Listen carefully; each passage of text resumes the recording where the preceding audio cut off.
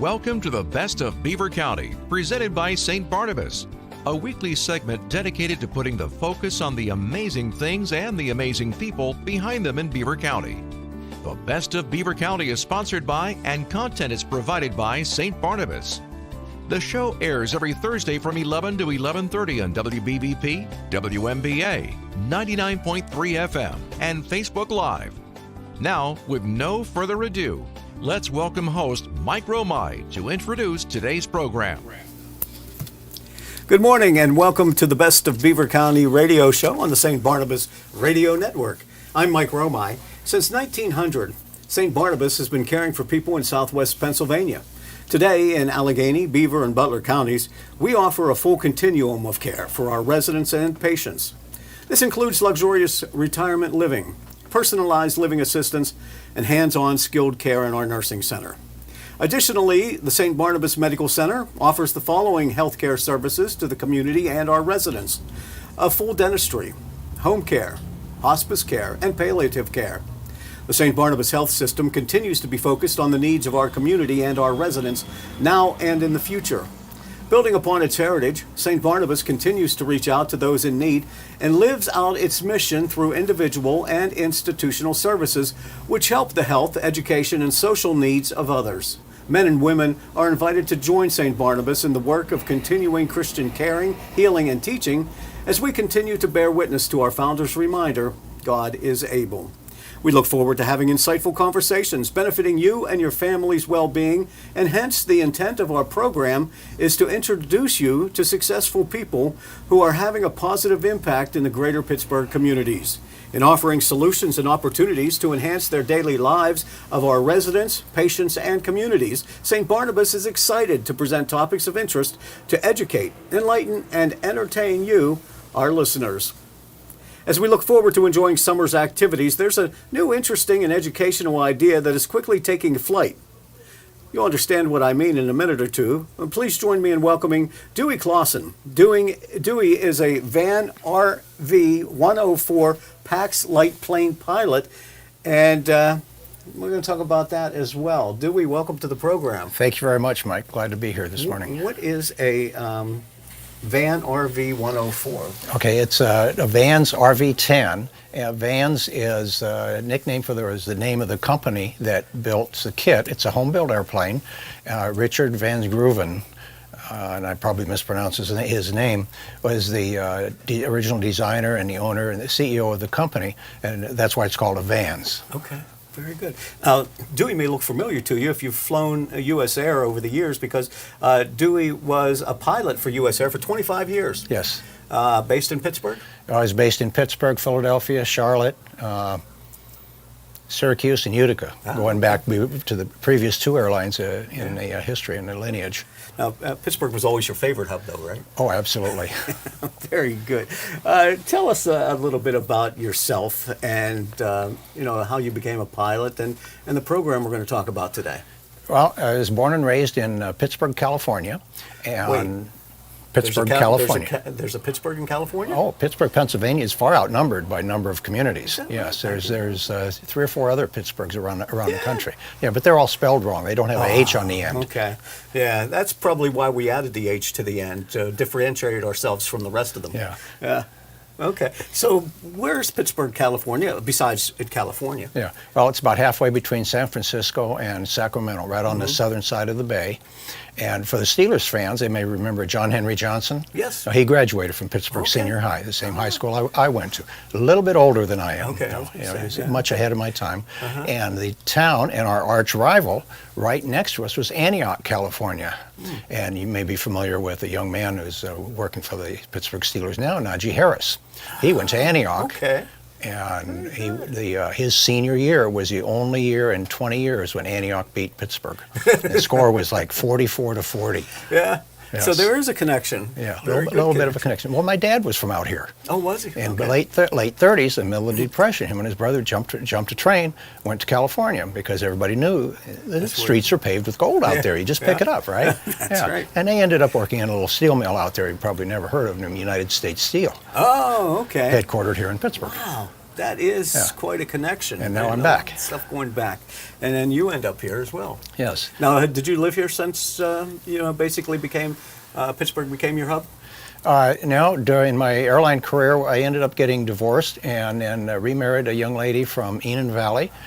She was a former farm mayor of country out there. Enon Valley, Yeah. and that's why I ended up back here now. Is that right? Yes. Yeah. Now, there's probably a lot of space out there. You can fly airplanes or land airplanes or take off airplanes in Enon Valley. Yeah, a little bit hilly. It's kind of the Oh. transition between the ups and downs and valleys here and the flatland out in Ohio. Okay. So, but there are some neighbors that have grass landing strips out there. Okay. Now, your childhood interests, were you always interested in flying? I was kind of interested. I never had the opportunity to fly. In fact, the very first time I ever was in an airplane was at the Air Force Academy during basic training. They took us on a motivational flight, and I got to fly in the back seat of a T-33, which is the trainer version of the F-80 Shooting Star of Korean War era. Yeah, it was my very first flight, and I thought, boy, that's pretty neat. I want to do this. You never lost your lunch on any of the early flights you were on? Actually, I didn't lose it. I know exactly where it went. It's interesting you say that because in a couple of weeks we're going to be talking with a young gentleman, a recent high school graduate, who is just going into the Air Force now. Good. So that's a good Yeah. good experience. He's though going to be a mechanic working on the engines and things like that. Right. Well, that's part of the purpose of the Young Eagles program, is to get people interested in that sort of thing, not just as a pilot or flying, but just engineering and technical aspects of those sort of things. Okay. So you were in the Air Force. Yes, I went to Air Force Academy, applied my senior year in high school, and I didn't get in. I was an alternate. And I went to a year of civilian school at Cal Poly, California State Polytechnic College. It's a university now down in San Luis Obispo. And I applied again, and they must have figured that, boy, he really wants to go. So that's the determination was the thing. And I was going for all the wrong reasons. Okay. I didn't Why have, were you going? Well, they didn't have student loans yet, and I didn't have any money. Well, some of that still holds true today for a lot of It does, but that's Yeah. the wrong reason to go to a service academy. But Okay. it just happened to work out, And I was 4 years there, and then I got an F-100 out of pilot training. Went to Vietnam, flew the F-100, the Super Sabre, and then Now, for those of us who are non-military, what does that mean? well, the Super Sabre was a nickname for the airplane. It was built by North America, and it was the first operational airplane to go supersonic in level flight. Okay. And so that was on its So you're first going flight. faster than the speed of sound? Yes, on its very first flight in 1953. Now, I didn't fly it in 1953. But I flew towards the end of the era in Vietnam. In fact, when I came home, we flew the last of the F-100s back from Vietnam. There were no more F-100s over there. That was in 1970, Okay. 71. So you were basically there during the evacuation? No, that was in 73? 73 or Yeah, 74, 73, 75. Okay. Okay. A little bit Yeah. later. And then I went back. I came back. I flew the A-7 for 5 years, which was a Navy airplane. The Air Force had bought 450 of them to basically replace the F-100 doing close air support mission in support of the Army, and went back over to Thailand in the A-7 for 3 months when President Nixon decided he was going to close North Vietnam and we were going to get the POWs home. And then politically, the will of the people in here, we didn't want to be over there anymore. And basically, we went over there and we closed North Vietnam. And the POWs came home starting in February of 73. Very shortly thereafter. Were you involved in transporting? No, POWs? no. The A-7's single seat. Okay. And I was involved in closing the country so that the North Vietnamese would literally sue for peace, which that suit obviously did not last very long. They just ignored everything they had said, other than we got the POWs home. Yeah. And when you say you closed the country, does that mean that you just flew around North Vietnam to make sure that they were... Well, they mined the harbor at Hai Phong. The ships couldn't come in or out. Air traffic couldn't come in and out. Hanoi Jane tried to get into the country that Christmas. She got as far as Vientiane, Laos, and she could not get into North Vietnam because of the airstrikes and the airport. I mean, there was no threat to shoot her down or shoot the airplane down or anything like that. Yeah. It wasn't that type of closure. It was just the North Vietnamese were under constant barrage, basically. Okay. It almost seemed that President Johnson's idea of prosecuting the war was if an American serviceman wanted to go to the bathroom, he had to call and ask permission. President Nixon's idea was if the North Vietnamese wanted to go to the bathroom, he had to call the Pentagon and get permission. Political times. All politics, Yeah. all politics. And then as we find out, 40 years later, McNamara comes out with a book that says, well, you know what, we kind of knew in 65 that we weren't Yes. gonna do that. How does that impact a service member? It's pretty disheartening when you see that our top leadership is giving away the targets and giving away what you're doing the next day so that your enemy can reposition their guns to shoot at you. That's pretty disheartening. Don't like to work for people like that. Yeah. So it's tough to be somebody who's just taking the orders from the people who aren't there. Yeah. Yes. Any harrowing experiences in the F-100? I mean, you get a shot at. Getting shot at. Mostly, you couldn't see when you were getting shot at. You couldn't see the guns. It was all in South Vietnam. Generally, all the targets that you could see were just trees, because you can't see down through the jungle. And the forward air controller would put a smoke rocket down, and so you could see his smoke and then go from there. I had one mission where literally all you could see was the trees. We dropped our 8 bombs. The flight lead and I dropped our 8 bombs and fired the 20 millimeter. And 20 millimeters, each bullet is like a miniature hand grenade. It explodes when it hits. Yeah. And 3 days later, somebody from the newspaper over there called and wanted to talk to one of the flight members of this flight that had this wonderful bomb damage assessment. They had 500 killed by air.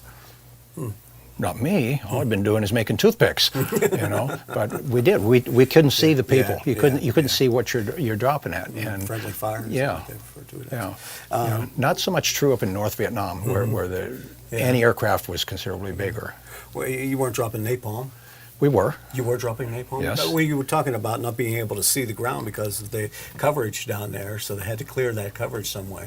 So. The napalm very often would just go off in the tops of the trees and not do anything. So it was pretty ineffective. So we didn't carry it that much, but we did carry it. Yeah. And it was very effective if you're going after troops in contact, where there's a fire support base, a marine base, an artillery site that is under constant attack by the Viet Cong or the North Vietnamese. So those are the things, basically. You get a radio signal from the ground, some commander on the ground saying, we need some help here. We're getting pinned in. Yeah. Can you move them out? Yeah, that's exactly what it is. They put in a request, and they'll put in the request for wherever the person is on the ground needs the help, to his highest headquarters, and all of the intervening higher headquarters listen in on that. And if anybody has the ability to, say, for instance, to use artillery to fulfill that request, they'll just chime in and say, hey, I can do that with artillery. And that's what happens. If everybody keeps quiet, then it goes passed over to the Air Force and say, hey, can you guys do this? And then the Air Force system says, yeah, we can do that. And they launch the fighters, or if they have fighters airborne in the area, they'll divert the fighters over to that, depending on the priority, how badly they're needed. From 1953, when you were talking about one type of aircraft, to 1970, how did the technology for the aircraft change? More efficient? World of difference. For instance, I flew the F-100 over there from Phan Rang, and during Lam Son 719 in the early parts of 71, that was where the South Vietnamese went into Laos to try and cut the Ho Chi Minh Trail coming down through Laos. We would fly, it was about 350 miles up to that area. We would carry 4 bombs. We had 5 minutes on station. We had to jettison the ordnance if they couldn't use it. They had a hot jettison area for us. And then we'd land back at another base, Phu Cat, which was about 150 miles closer to the target area. Turn the airplanes around, rearm them, go back up, because we had only gone 200 miles instead of 350. We had about 15 minutes on station. But again, we had to get rid of the ordnance. We couldn't take it home. We didn't have the fuel. And then recover back. I went over there in the A7, and we did from Korat to just almost off the end of the runway at Phan Rang, which was 400 miles. We carried 10 bombs, and we had an hour on station. And the airplane was accurate enough, we used to say, you could pound nails with this thing. Our guest is Dewey Clawson, and we're going to advise you at this point, to put on your seatbelts because this is an exciting ride. And we're with the pilot here, Dewey Clawson. We're going to find out more about a Young Eagles program where they're showing young people between the ages of 8 and 17 what it's like to go up in a plane and all about the airplanes. You're watching and listening to the Best of Beaver County radio show, sponsored by the St. Barnabas Radio Network. I'm Mike Romigh. More with Dewey Clawson coming up. It's been stated before that working at St. Barnabas is compassionate work with excellent career opportunities. In addition, we've heard when you enjoy what you're doing, it's not work. But don't take my word for it. Let's listen in to what motivates their employees. Hi, my name's Susan Elletary. I'm grateful for my nursing career and the satisfaction that excellent care brings. This alone keeps me coming back every day. When our residents look forward to seeing us and are thankful for our excellent care, it goes a long way. Keeps me coming back every day. Find out about the exceptional career opportunities St. Barnabas has to offer by visiting stbarnabashealthsystem.com/careers for more information or by calling 724-444 JOBS. That's 724-444-5627. Find out why St. Barnabas is apart from the ordinary. This is the Best of Beaver County radio show on the St. Barnabas Radio Network. We are talking with Dewey Clawson, who is a long-time pilot for different airlines, worked 25 years in the cockpit for U.S. Airways, and nowadays he's working a program called Young Eagles Program. Let's talk a little bit about that. You're wearing the ball cap that pronounces the Young Eagles Program. What is it and when did it get started? Well, the Young Eagles Program was started in 1992 by the Experimental Aircraft Association. So this marks the 30th anniversary of been doing it. And so far, nationwide, they've carried 2.2 or a little over 2.2 million kids. Kids age 8 to 17. And it's just a local orientation flight. Volunteer pilots from our local Chapter 68 would take kids out 15 to 20 minutes in that neighborhood around Beaver County Airport just to show them the flight. We don't do acrobatics or any of that kind of stuff. It's like, listen, no rolls? No rolls. No, we don't do any of that kind of stuff. No formation flying. You know, I'd like to see some 10-year-olds up there going. Well, I saw a video on YouTube of it looked like about a 7-year-old girl in the back seat of a little airplane doing that, and she looked like she was having the time of her life, just really loving it. You know, they like those rides at the amusement park too. They don't get sick. Their equilibrium is okay at that point. But that's what you do. You just take them up. Just show them what it is.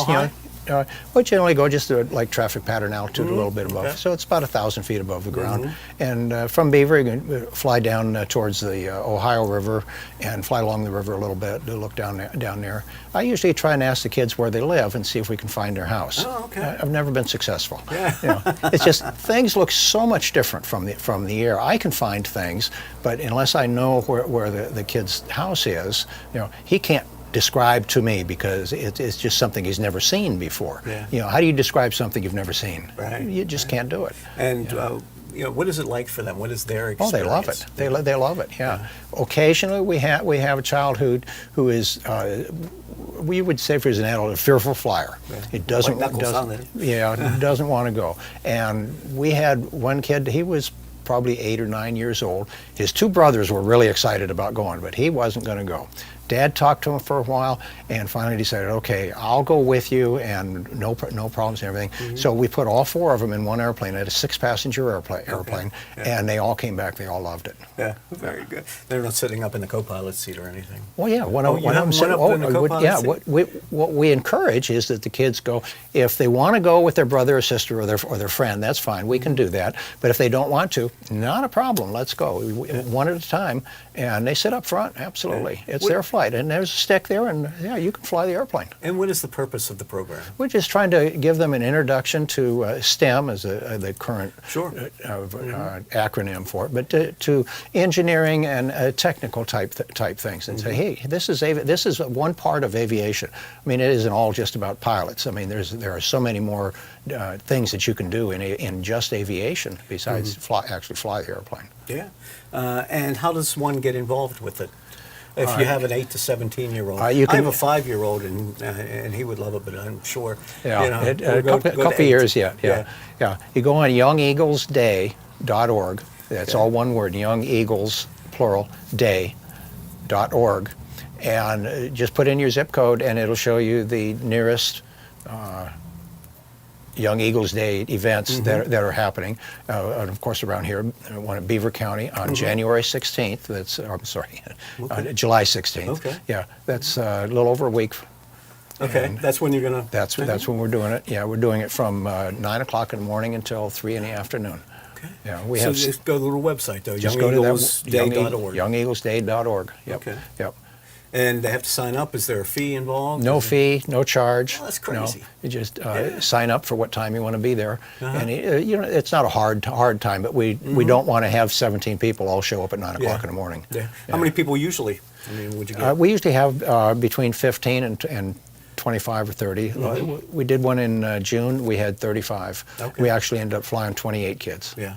Yeah, I mean that's something that's seems like it's of a bygone era where you would drive out just to the airport and watch the planes take off and land. Yeah, and back then you could go and say, "Hey, Mister, hey, I like go for a ride. Can you take me for a ride?" And off you go. And that doesn't happen anymore. Yeah. What do they have to fill out? Is there releases or anything like that? There's a form you can fill out online, and a parent or guardian has to sign it and bring it with you. If the kids come, and as long as they have their parent with them, then they can sign up right there on the spot and go for a ride. Yeah. You know, we much prefer that they do it online so that we can see the spacing to have it spread out a little bit. Right. Boys and girls. Boys and girls, Have absolutely. you found out in, let's say, the last 10 years, is it more girls getting involved, wanting to do this? There are more, but it's still, we have a roughly fourth of the kids that come out to fly with us are girls. Mm-hmm. Okay. And they enjoy it?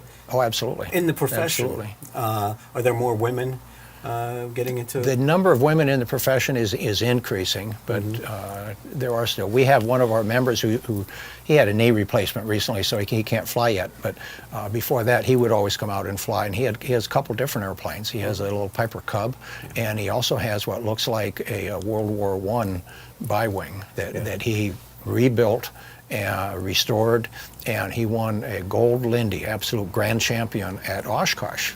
Okay. And Oshkosh is coming up the last week in July. It's the world's largest air show. It's a week long, and in fact, one of our local guys, Charlie Pavlonis, is a resident from here in Beaver, and he flies the C-5 Galaxy, the largest airplane in the world. He flies that for the Air Force out of California, and he's going to be bringing one of those airplanes into Oshkosh. It's a great honor for Beaver County. Awesome. Better flyers, like better drivers, men or women? No difference. No difference. No. Now, once you're up there, because we've always heard takeoff and landing are the most dangerous parts of a flight. No, that's not true. No, it's not. No, getting to the airport is the most dangerous part of the flight. Exactly. Driving through the traffic to get there. Huh? Yes. Yeah. Why do you think that still exists? Because the Earth is down there and you're closer to it. You know, really? 37,000 miles up there. Yeah. And even in commercial air traffic, the planes, from the time you began 30 years ago or so, the technology within the airlines? The technology has changed a lot. You don't see so much of it in the cockpit over your career, because the changes are like in the engine and in the airframes and the performance of the airplane. The biggest change is when the cockpits changed over to electronic cockpits. And we had very, very few of those when I retired. Of course, I retired 17 years ago. But that's a big change for the pilot. It's much easier to control the airplane, to do things with the airplane, to manage all of the systems. There was a time when you had 2 extra people in the cockpit to do all those kind of things, other than the pilot and the co-pilot. And once they get all of that automated, you turn a switch and everything's on. Yeah. And downsizing has impacted every profession. Yeah, they automate a lot of that. It eliminates a lot of human errors also by doing that. Yeah. So you would be more confident with this kind of technology where it's all pretty much set when you get into the cockpit. It's not that it's set. It's that for instance, keeping the fuel balanced in the airplane happens automatically nowadays. Whereas it used to be the flight engineer's job, and he was very often spending a lot of his time transferring fuel from one tank to another. I know in the 747 they have a fuel tank in the tail of the airplane, but they don't normally use that on takeoff, and because they put it back there because the airplane is a little bit more efficient if it's tail heavy. It'll fly, use a little bit less fuel. So if they didn't have it on takeoff when they had the fuel back there, then the flight engineer would transfer some of the fuel back there. And we're talking, I don't know, maybe 500 or 1,000 pounds. I don't know how big the tank was, but just to make the airplane more efficient. And you think, well, how much? It can't really be that much, and it isn't. It may be 0.5%, 1%, probably not even that. But when you take that percentage times the thousands and thousands of hours that airplane flies, you're talking about big bucks. Yeah. It's amazing because as we sit in our seats, we don't have the clue that any of this is going on. That's fine. When you're sitting in a Greyhound bus, you don't know what that engine's doing. Same thing, yeah. Very good. So do you miss it? No, I get to do it all the time. Well, that's what I was going to say. Is that why you're doing this? That's part of the reason. Part of the reason is, well, for the young eagles, and I also do with Pilots and Paws, where we carry rescue puppies. And I've met the planes out at the airport because I'm affiliated with the Humane Society, Beaver County Humane Society, and I know that you've transported them in there before. Yeah. And in fact, tomorrow morning we're tentatively going down to just south of Lexington, Kentucky, to pick up a shepherd and bring it back up to Wadsworth, Ohio, which is just south of Cleveland. Yeah. It's a rescue. And that's all volunteer. It's all volunteer. Yeah. There's no, it's just. You can say it's out of the goodness of your heart, but it's really, you get a good feeling out of doing that sort of thing, and it's a way to give back to the community for everything that the community has given me over the years. Sure. And with the program for the Young Eagles, once again, you go to youngeaglesday.org to register, fill out the forms there. July 16th, which is just a couple weeks away. Yes. Is the next program. Yep. Yep. Is that run how often? Once a year? A couple times? No, this is the second time this year that we've done it, and we're planning on doing it on probably about the middle of September. Okay. And do you schedule that ahead, or does it depend on how many people will sign up at any particular time? So we generally schedule about a month and a half or so ahead of time, and it gives the people enough time to see it and get signed up for it. Some people, they don't know what they're doing tomorrow, much less next week or next month, and that's understandable because I've been there, done that too, right. Yeah. So we also have to make sure that we have enough pilots to cover for the kids that are going to sign up. Are there what percentage or what number of pilots are there, retired pilots or even active pilots in Beaver County, in the area? How many are there? Yeah, I wouldn't have any idea. We've got 30 members of the EAA Chapter 68, about 32 members right now, and I know there's at least twice that many that fly out of Beaver. I mean, besides the students and that going through Beaver County Community College. Yeah, and that's still a very good flight school, huh? It is. Yes, it is. And Beaver County Airport. Good airport? As far it as is. Takeoffs and landings? It is. It is actually the third busiest airport in the state, after Pittsburgh and Philadelphia. Yeah. A lot of private planes? It's almost all private airplanes. There are a couple of commercial light twins, King Air. There was a Learjet based there. I don't think that airplane's here anymore. But they're mostly private airplanes. I went to school with Beth Lavelle a number of years ago. Too many years ago to count, but I know she's I won't tell her. Run that out there for a long time. Yes, she has been. Yeah. Yes. Yeah. A good program. And that is coming up. Go to the website, youngeaglesday.org. 18 to 17 are the ages? 8 to 17. I'm sorry. 8 to 17. Yeah. And anything else? Any insurance kind of things that they have to have? No, we have insurance for the event, liability for the event, and of course the pilots have their own insurance on the airplanes and liability insurance. So you just need to have a parent or a guardian sign the waiver. Wow, that's like an experience of a lifetime. So you're 8 to 17 and you get to go up in there? Yeah, I'd never even been in an airplane before I started college. Oh, is that much less got to fly one. Yeah. Yeah. Then there was no turning back. No, Okay. here I am. Dewey Clawson, thank you. Thank you so much for being with us. It was my pleasure. My This pleasure, is the kind Mike. of program that we could just continue to talk and relive your memories for a long, long time. It's the Young Eagles program, and again, they're going to have another day coming up on July 16th. If you want to participate, your kids participate, you'll have to go to youngeaglesday.org to get more information and to fill out the forms. And I'm sure we'll be hearing a lot more about it. I'm glad to have you here and to learn about it. Thank you very much, Mike. Thank I you. appreciate it. Dewey Clawson on 1230 WBVP and 1460 WMBA. This is the St. Barnabas Radio Network, and we appreciate you being a part of the Best of Beaver County radio show. I'm Mike Romigh. Stay safe and be well. Thank you for listening to the Best of Beaver County. St. Barnabas is pleased to have provided content and sponsorship for the program. Tune in this Sunday at 11:30 for an encore presentation of today's program on Beaver County Radio. And next Thursday at 11 for another edition of the Best of Beaver County on WBVP, WMBA, and 99.3 FM.